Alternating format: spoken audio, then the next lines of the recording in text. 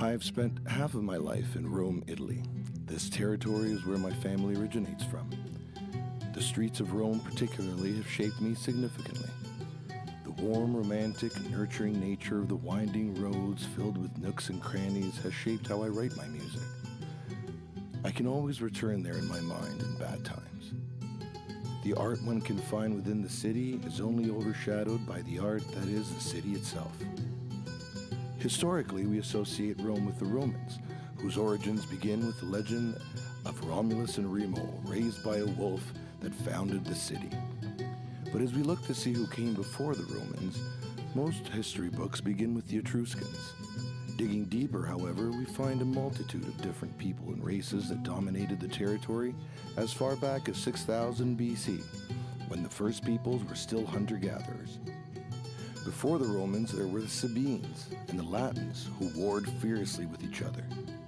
Before them were the Campanians, the Oscans and the Messapic, and even the Greek, who had given up hunting to rather toil the soil in a more agrarian setting. Each of these cultures came with their own language and dialect, now referred by their own name, that culminated into the assimilation into Latin by the Romans. My second territory is Toronto, Canada, where I have spent the other half of my life. More specifically, my recording studio, also located in Toronto, is where I produce music for myself and others. Toronto has also been the home to some of my most nefarious behavior, but my love of music and its production in my studio have saved my life more times than not.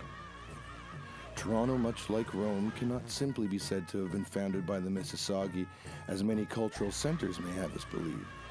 In reality, the first peoples date back to 9000 BC after the Ice Age, where we know that they moved from the south to our subarctic temperatures to hunt big game animals such as mammoths. Over the millennia, these cultures grew in numbers to around 10,000 by 500 BC and began establishing communities and trade routes after the discovery of the Toronto Passage across the Hudson River. We see the Iroquois culture develop around 900 AD in the region, who were now based largely on farming and horticulture. This led to semi-permanent villages strategically taking shape near the waterways and wetlands.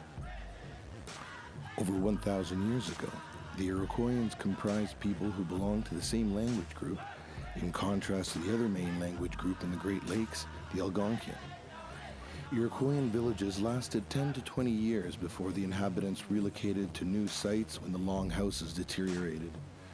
In the 1600s, the new Huron Confederacy used the now uninhabited Toronto as part of their territory as an area for hunting and other purposes. But it was the Seneca Nation that dispersed the Iroquois, who in turn were dispersed by the Anishinaabe Mississauga, whose language is Algonquin and whose dialect is Anishinaabe. I still consider this to be First Nation land, to whom I am grateful to be visiting.